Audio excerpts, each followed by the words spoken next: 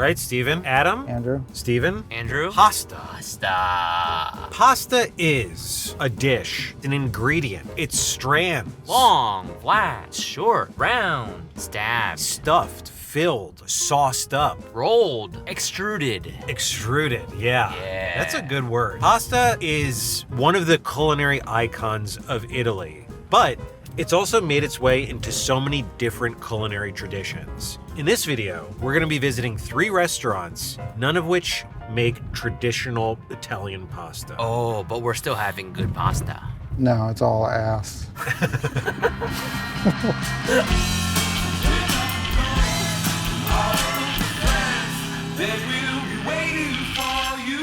But per our tradition, we'll be trying them from least expensive to most. For our very first pasta, We're on our way to Pasta Stories, a restaurant in the food court of a grocery store. They serve an extensive menu of pastas, each inspired by a different region of Japan. We're gonna be chatting with owner Josh, as well as Chef Ashley, about some of their different pastas. I think the marriage of Japanese cuisine and Italian cuisine is maybe one of the best. Both of them take their food extremely seriously, all about fresh food. The first one is made with ketchup.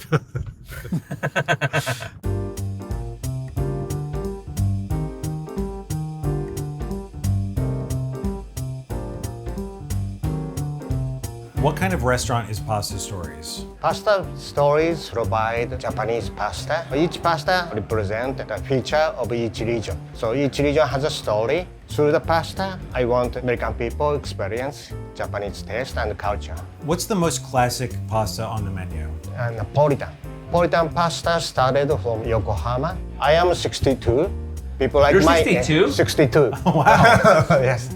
People like my age. After high school, we go to the kisaten and the cafe. We always order Napolitan. That's only our choice. So it's a very nostalgic food in Japan, is that right? Yes, Napolitan pasta is only in Japan. Yeah. Even in Napoli, they don't have a Napolitan sauce. So what is Napolitan? Napolitan, very simple. Only ketchup sauce and onion sausage. So I imagine it's like sweet, a little spicy, Yes. a little meaty. Yes. Maybe Ashley can explain well better than me. Okay. Yeah. Yes. So would you say Napolitan tastes like ketchup, or is it a more evolved flavor? It's a little bit more complicated. We have like a special ketchup sauce. We Yeah. put some honey, roasted garlic, a little bit of soy sauce, a little secret recipe, Yeah. and we just mix it up. The ingredients that we put in Napolitan is a sliced onion, red pepper, and sausage. And what kind of pasta are you using, and why do you use that pasta? It's a spaghetti shape, thin spaghetti. The reason why we use that pasta is because when we're cooking the pasta, the sauce goes into the pasta, so it's really flavorful. We concentrate on al dente, the firmness to the pasta, so that makes a big difference. Here, the Napolitan is $8.50. Is there a reason why you're keeping that price so low? For me, Napolitan has to be under $10. So this is a supermarket. Customer, after the shopping, might be a little bit tired. Then take out okay for the kids. So I thought Napolitan. And do you still like it? Yes, still like it. Still like it.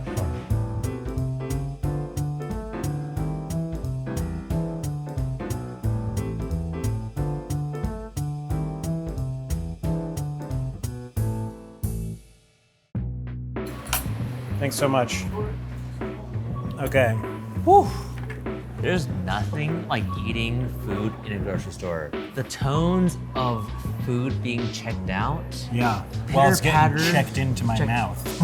This looks glorious. It also smells incredible. Kind of smells like a hot dog. Well, little sausages. Little sausages, little ketchup. Oh yeah.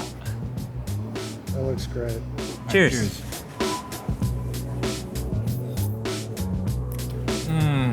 Okay. Yeah. That's good. That's really, really good. Let's talk about the ketchup sauce. I'm not gonna lie, as somebody who's never had it before, it sounds like it shouldn't work. Sounds like it should be for a child. Is it working for you? It really is. There's some garlic, there's some soy sauce, there's other things mixed in there. The like super sweet ketchup flavor is mellowed out a little bit. And there's like the flavor of ketchup. It's like food that are soaked in red wine. Yeah, it's like a red wine sauce. Just the background note of ketchup. It's actually so good. Oh. I'm loving it. There's a big menu of pastas. We're gonna have another, right? Bring it on. I'd like to take a moment to thank the sponsor of today's video, Cometeer. I love a good cup of coffee. Whether it's first thing in the morning or to cap off a great meal, having access to delicious coffee is an essential for me. But before Cometeer, I never thought that one of the easiest ways of brewing coffee could also be one of the most delicious. Cometeer has completely changed how I think about making coffee at home. They source from some of the best roasters in the country, like Onyx, Counterculture, Go Get 'em Tiger. Then they precision brew it and flash freeze it at peak flavor. That way I know I'm enjoying the coffee exactly how it should taste. No machines, no mess, no new contraptions, just perfect coffee in seconds. It arrives frozen on dry ice and is ready to go straight from your freezer. A capsule contains 2 times the caffeine of a normal cup, so I can enjoy it how I want depending on the mood. For hot coffee, simply pop a capsule into a mug and pour over 8 ounces of hot water. For an iced coffee or a latte, I melt the capsule first and then pour it over ice water or milk. And the capsules are aluminum, fully recyclable, so nothing goes to waste. The best part is I can enjoy a different roast every day without sacrificing flavor or worrying about using up beans or changing brewing techniques. Like today, I'm having this light roast from Go Get 'em Tiger. Fruity notes of pear, jasmine, papaya. But next I can switch to something dark with chocolatey, nutty flavors. If you haven't tried Cometeer yet, you can get $30 off your first order by going to cometeer.com/AndrewStephenAdam or visiting the link in our description. Thanks again, Cometeer, for sponsoring this video. Now back to the episode. What's your favorite pasta on the menu? Since I'm from Okinawa, I like the pork ragu. The pork, it's like part of culture in Okinawa. We marinate in a red wine. After sauteing, I put all the pork inside a big pot, and in the pot, I put tomato sauce. What makes a perfect pasta dish? I think everybody can make pasta, but how they create each dishes, they have like passion to, they want to make customers smile or not. I think that's the special kick to the taste. Ashley, I'm sorry to put you on the spot, but do you have that passion? Of course I do, yes. It's good to hear.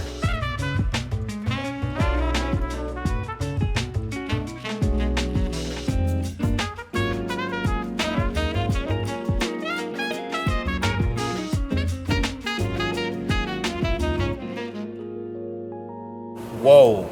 Yeah. When you order this is how much you get? That's nuts. Okay. All right, let's start with the pork. Let's do it. Whoa. Oh wait, it's too soft to fork. It's split just from forking it. Cheers, Steven. Whoa. Dissolved in my mouth like air. I asked while we were in the kitchen. It's 120 grams, but it's also a thin spaghetti. Yeah, yes. So a lot of a thinner noodle is a really nice ratio. It feels like it's even more. It's also surprisingly light of a ragu dish. Yeah. I don't understand that. I don't feel like I'm getting crushed, despite there being like big fatty pieces of pork here. Look at this pork. This should take you out. Well, only 8 more pastas to try. Ready to get educated? Love to learn. I've got something for you to learn about pasta. Well, it's actually not about pasta, but it is about ketchup, since we just ate it. According to President Barack Obama, you should not eat ketchup after the age of 8. No! Is that what he said? Yes, he said it on his wife's podcast. He's a firm believer that ketchup is for kids only. What? That is absurd. You know what? I'm sorry. Respectfully, Barack Obama. I agree with you on many things, but this we cannot stand for. This is the kind of hot take that you can only say after you're out of office. Right. That is the worst food take I've ever heard. I love ketchup. What's funny is I've grown to like ketchup more the older I've gotten. Yeah, it's because you were born like an 80-year-old man. Yes, thank you. Benjamin Button. I used to be strictly anti-ketchup. Me too. Really? It's so sweet. Oh, I mean, that's why I love it. All right, for our next pasta, we're on our way to Sunday Gravy. We're gonna be chatting with brother and sister co-owners Saul and Ghazi, who took over their dad's old pizzeria location to open an East Coast Italian-American style restaurant. Think Caesar salad, delicious, delicious pastas. In particular, their a limone. And these 3 words, cheesy garlic bread.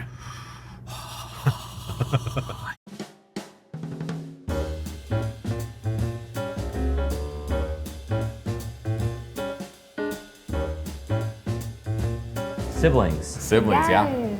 Siblings. Siblings in business. Oh yeah, you should have seen the fights last night. And I'll turn around and be like, hi, welcome to Sunday Gravy. What kind of restaurant is Sunday Gravy? I like to call it East Coast Italian American comfort food. What we really specialize in is our fresh pasta dishes, sort of our take on the classics. If you look at our logo, the spaghetti and meatballs, that's sort of like the Sunday Gravy aspect, right? This entire spread that's been cooking all day and that sauce that's been on the stove. That's gonna be our name, but like it was really more the idea behind it, the coming together, the family aspect. Like we're not Italian, we're Persian, but we had that tradition too. Your family's always been in restaurants, is that right? This spot used to be our dad's pizzeria, Gino's Pizza, and he opened that up in 1970. Because of the language barrier, he did it with a J instead of a G. So it was Jinos. Gino's had been here for so long that we didn't want Sunday Gravy to come in and be like this, changing of the neighborhood. What really our intention was like, hey, let's bring a really good fresh Italian place to Inglewood. Lo and behold, there's a pasta factory 4 or 5 blocks from here. What better thing than that, and also being able to continue our dad's legacy, but in a totally different way. So Ghazi, what are the essential dishes here at Sunday Gravy? Absolutely, our Caesar salad, which Sol has made very special by adding Calabrian chili to our house-made Caesar dressing, and then cheesy garlic bread. Yeah, cheesy garlic bread. There's an amazing bakery right in this area, Cadoro Bakery. It's baked fresh daily. We use whole milk mozzarella on that, so you could dip it in the tomato sauce. So definitely that. Then for pastas, Absolutely our ragu. yeah, we keep it really simple. It's mirepoix, it's a little bit of tomato, it's the short rib, and we just let that cook for hours until that short rib's ready to shred. So we combine it with the rigatoni noodles, some pecorino. The ragu goes inside. It like goes in and like the you whole get this thing, like you pop. take a bite, yeah. Yeah, it almost like pops. Whoa. Garlic bread. Oh, yeah. Okay, I'm glad we went the cheesy bread first. You want to have that showstopper when you first get started. Like, you got to start with a bang. I guess we go salad next, right? We had some hot cheese and sauce. We'll delay the other hot cheese and sauce momentarily. Wow. It's a good salad. It's a salad that doesn't suck. You're right. It's a fun salad. Yes. Look at this. Look at this spread. You need the greens. But in order to compete with a cheesy garlic bread, Right. what kind of salad can do that? Spicy Calabrian chili Caesar salad. We have to finally get to the subject of the video, the pasta. Pasta. I have never seen cuter rigatoni in my life. Wow. That flavor took me back to something that I haven't thought about in a long time. Chef Boyardee's. My beloved. Just that homey, stewed comfort food. I love the shape and size of this rigatoni. You cannot get over the shape and size. It's miniature. It's like when you see a miniaturized dog breed. Yeah. Everything about it is perfect. It's like, oh my God. How? Somehow they made it better.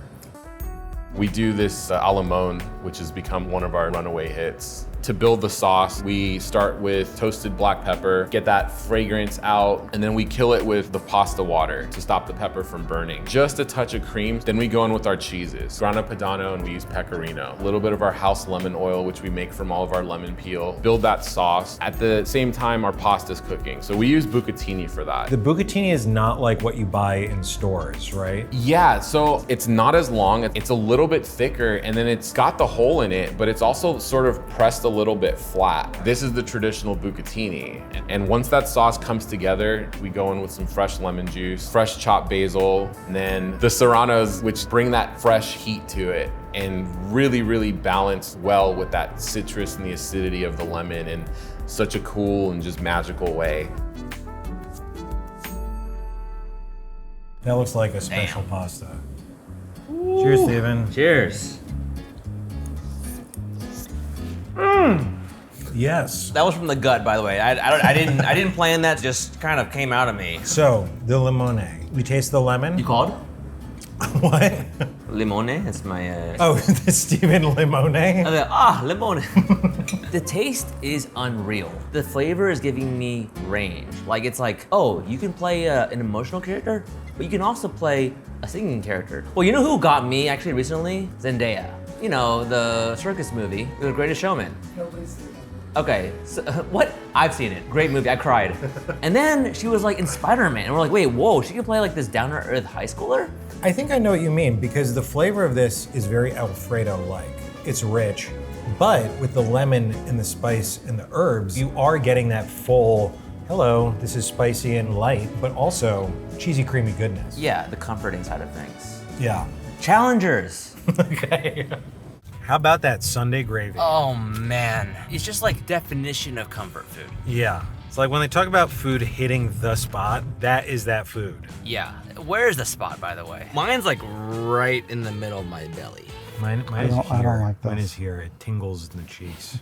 You know what I particularly loved? Saul drew from his own experiences to make his own pasta tradition. Like that feels very relatable to how I cook pasta at home. I grew up eating spaghetti and meatballs, but now like randomly I got interested in making this dish amatriciana, and now that is my most made at home pasta. What is it? I don't even know what that is. Amatriciana is one of the classic Roman pastas. You make it with this pork cheek called guanciale, tomato sauce, pecorino. It's very simple. Oh. I'm curious, what's your most cooked pasta at home? You know, my go-to is jarred fettuccine Alfredo. Ooh, Yeah.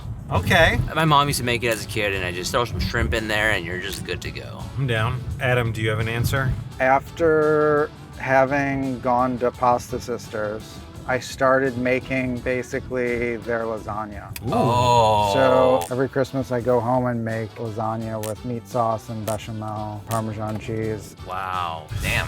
Final pasta spot. We are going to a restaurant called Amiga Amore. It is a Mexican-Italian restaurant owned by husband and wife duo Danielle and Alessandro. The star dish, the duck, and the elote, agnolote.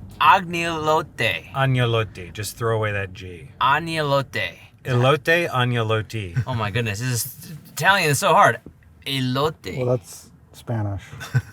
Elote, agnolotti. Romance language is not your forte? No word, no language is my forte. No word. Is forte Italian? Yeah. We.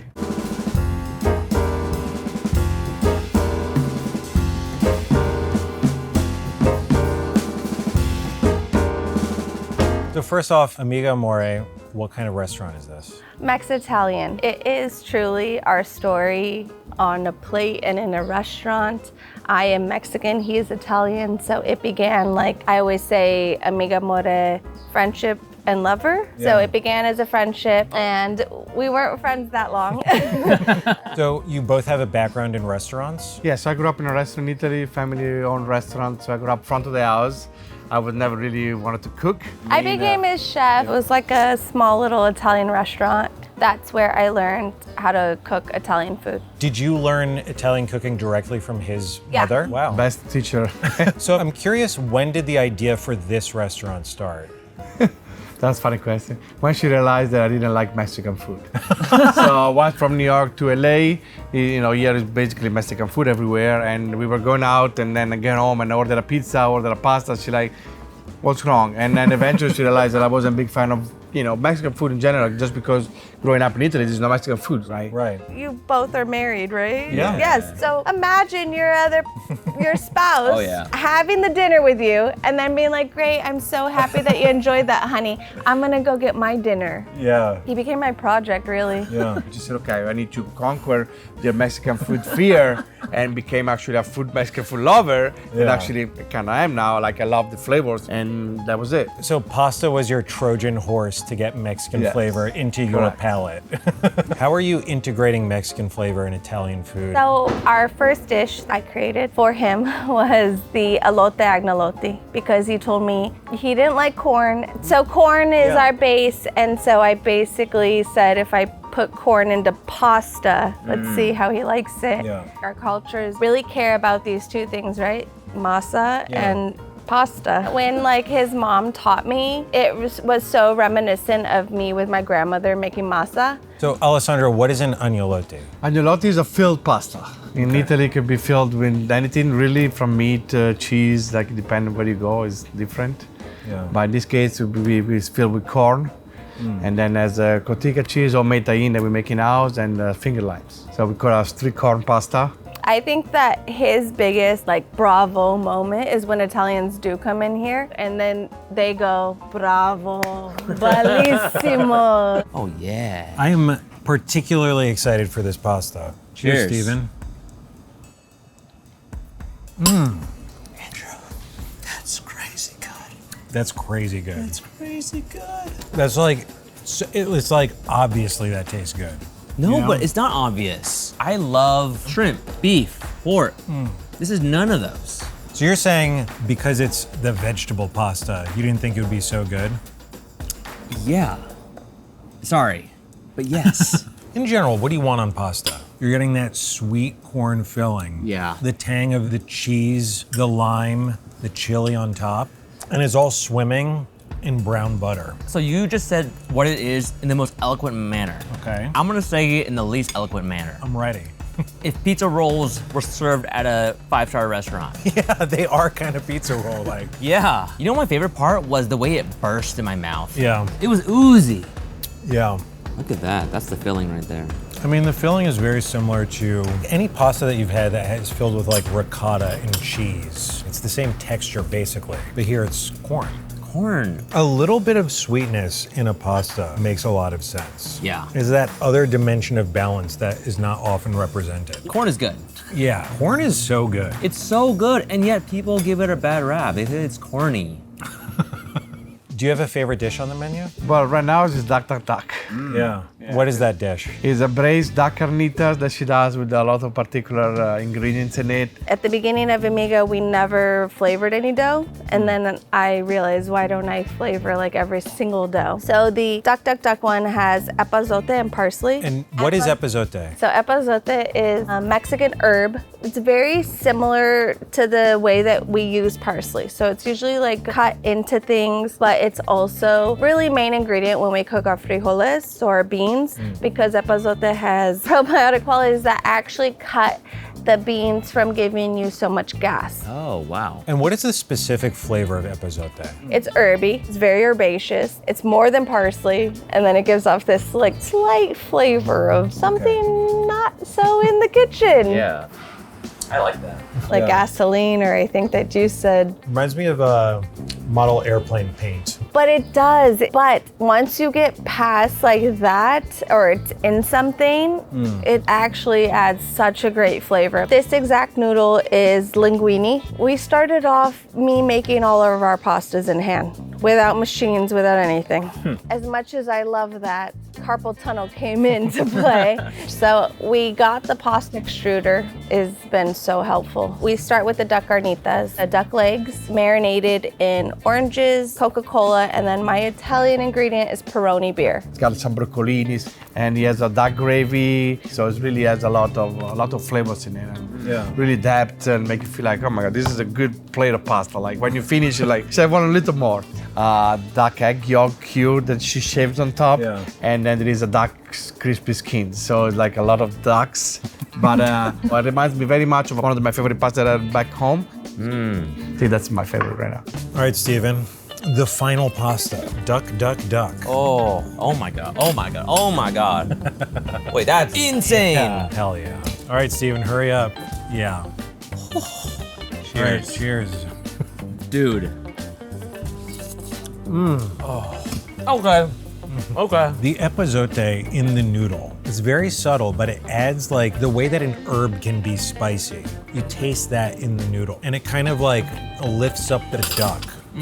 I don't know if I could really identify the epazote in the noodle, but it's got some kind of pizzazz. Yeah, there's layers to it. Layers. Right? I can taste the epazote in the back of my throat. When I exhale, I can taste it. Oh. That's Herby spice. A little peppery. Yeah. Yeah. I don't know if this might be nonsense because I really don't know anything about ducks, but something about the flavor, it makes me think of, that's probably where a duck lives. Among those herbs, among that greenery. Yeah. Man, gotta say, duck is so well cooked. It's a succulent duck. It's not gamey at all. No. It's juicy. And kind of it blends into the noodles a little bit. It's like holds strands of duck. They intertwine with the noodle. What is like a dish that you've had that this reminds you of? This is gonna be kind of wild, coming out of nowhere. wild. The flavor most reminds me of like pot pie. Wait, yes, yes, yes.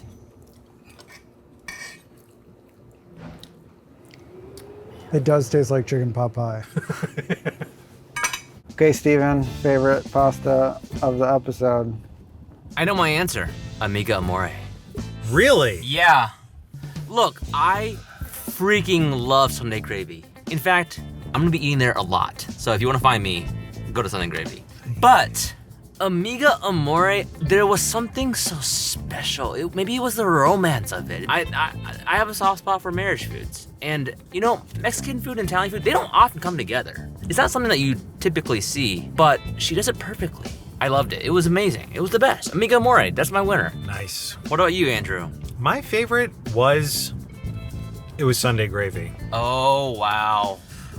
The flavor was so comforting, so delicious, so on point. But the pastas specifically, the way that the rigatoni was just a little bit different. That bucatini, so unique. Yeah, I could just devour that food endlessly. Adam, your personal favorite? Pasta Stories, Okinawa pork pasta That was so good. was incredible. You could tell the chef had his own special touch on that one. Do you have a favorite pasta? A favorite shape? Casarecce. Yeah. It's like a little ribbon that's like that long, and it makes like a little S. It's very stabbable, but it also holds the sauce. Pappardelle. Yeah? Yeah. Is that only because you're a recent papa? Maybe. I just love how thick it is. Let's go.